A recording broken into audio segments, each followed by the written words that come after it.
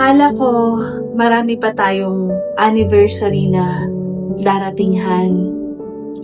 Katulad ng nakasanayan natin, yung simpleng paglabas, yung pagpunta sa lugar na gusto nating puntahan na hindi pa natin nasisilayan. Yung paggawa ng panibagong alaala bilang mag-asawa.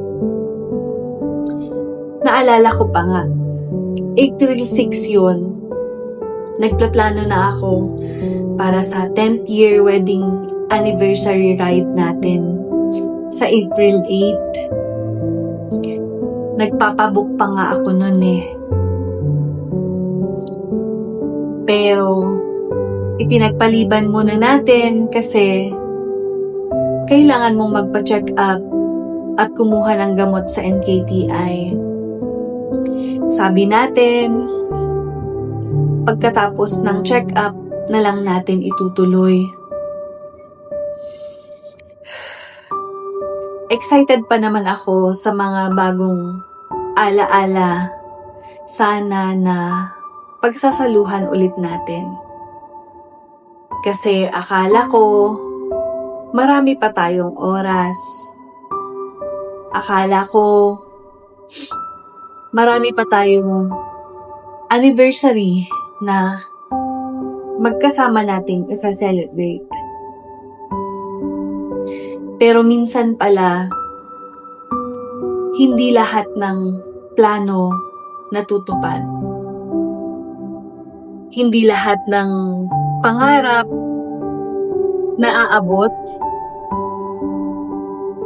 At hindi lahat ng pinapangarap nating bukas ay dumarating.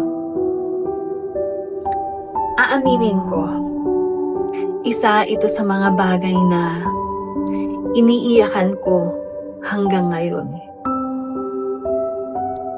Masakit isipin yung mga bagay na hindi na natin magagawa, yung mga lugar na hindi na natin mapupuntahan. Yung mga plano nating hanggang plano na lang. Yung mga pangarap nating hindi na natin matutupad ng magkasama. At minsan, doon ko nararamdaman kung gaano na talaga kita kamiss.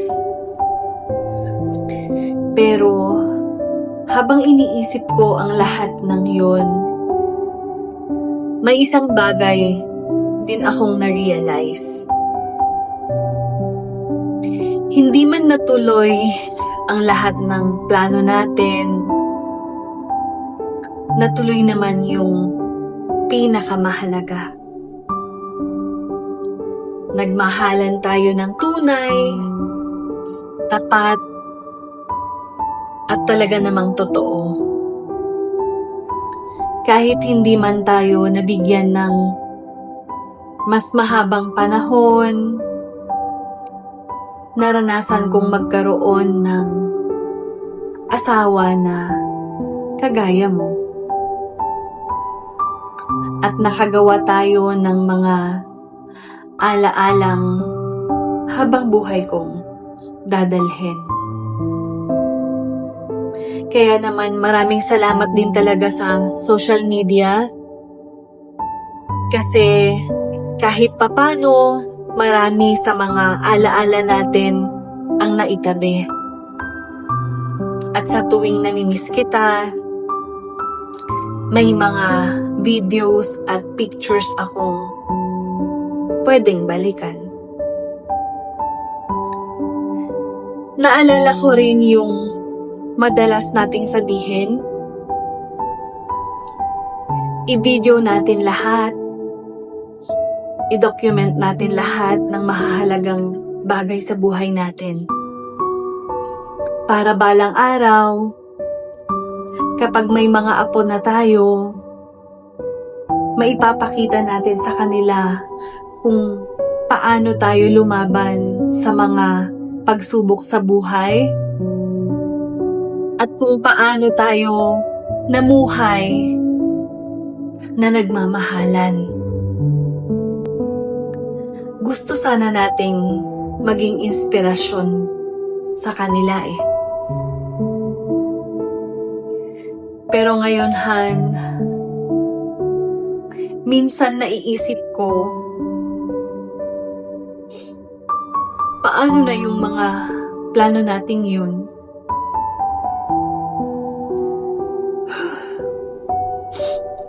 At kung may isang bagay man akong natutunan sa lahat ng nangyari, ito yun. Huwag mong laging ipagpaliban ang mga bagay na pwede mo namang gawin ngayon. Huwag mong intayin dumating ang tamang oras o tamang panahon para iparamdam at sabihin sa taong mahal mo kung gaano mo siya kamahal. At huwag mong isipin na palaging marami pang oras. Kasi minsan, ang problema, hindi kakulangan ng oras. Ang problema, akala natin marami pang natitira.